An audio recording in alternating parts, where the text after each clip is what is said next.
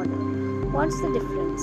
Have you ever wondered what the difference is between an LOI, an LOA, and a work order? Many new bidders think they are all the same, but they are actually three different stages of a government tender. In this video, I'll explain each one in simple language with a practical example. Before understanding these documents, let's first see where they fit in the tender process. A department publishes a tender, bidders submit their bids, technical and financial evaluations are completed. The successful bidder is selected. After that, departments may issue an LOI, then an LOA, and finally a work order. Let's understand each one.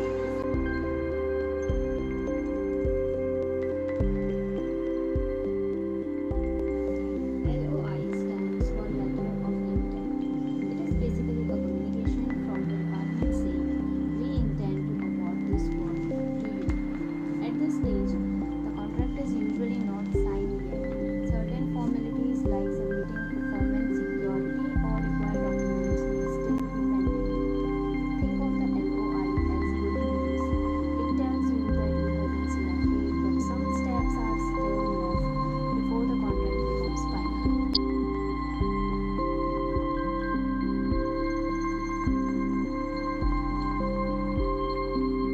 So, why is an LOI issued? Its main purpose is to inform the successful bidder and begin the remaining formalities. Depending on the department, the LOI may ask you to submit performance security, sign the agreement, or complete other documentation. It shows the department's intention, but it doesn't always mean the work can start immediately.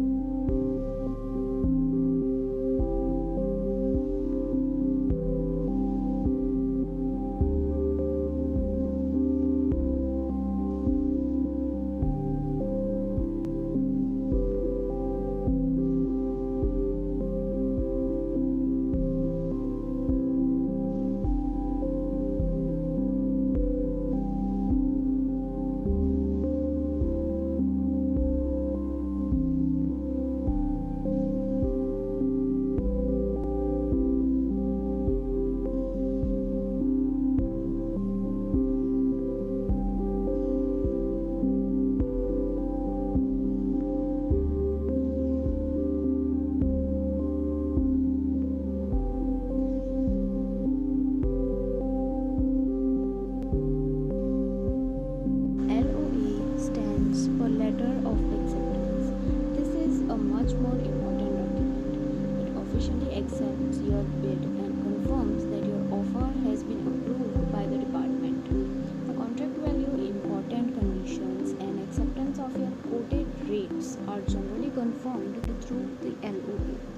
After receiving the LOA, the next steps usually include signing the agreement and completing any remaining formalities.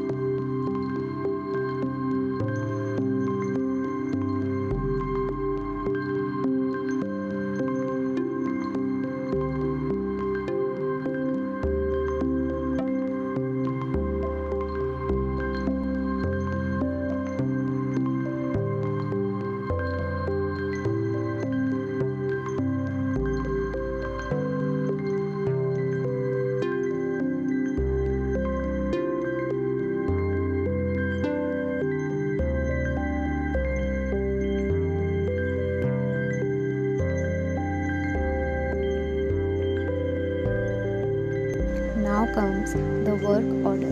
This is the document that authorizes you to actually start the work. The work order usually contains important project details like the scope of work, site information, commencement date, completion period, and specific execution instructions. Once the work order is issued, you can mobilize resources and begin execution according to the contract.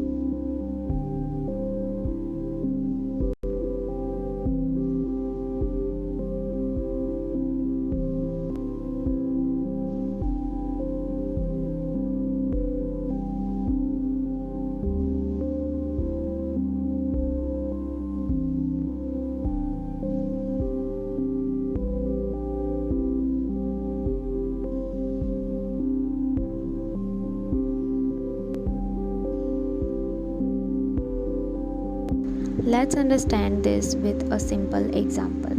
Suppose a government department invites a tender to construct a road. After evaluating all bids, they decide that your company is the lowest eligible bidder. First, they may issue an LOI informing you that they intend to award the project. Next, after completing the required formalities, they issue the LOA confirming that your bid has been officially accepted. Finally, they issue the work order giving you permission to start construction. This is how these three documents work in sequence. Let's quickly compare all three. LOI shows the department's intention. LOA officially accepts your bid. Work order gives permission to begin execution.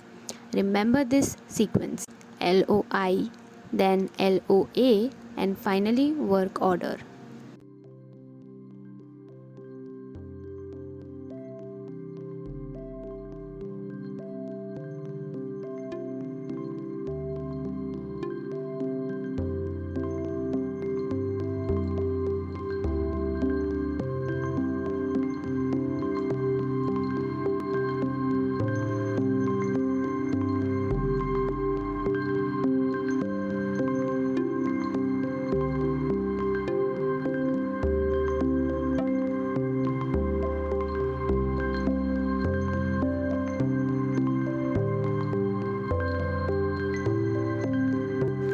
Let's quickly revise. LOI means letter of intent. LOA means letter of acceptance. Work order means permission to start the work. If you remember this order, understanding government tenders becomes much easier.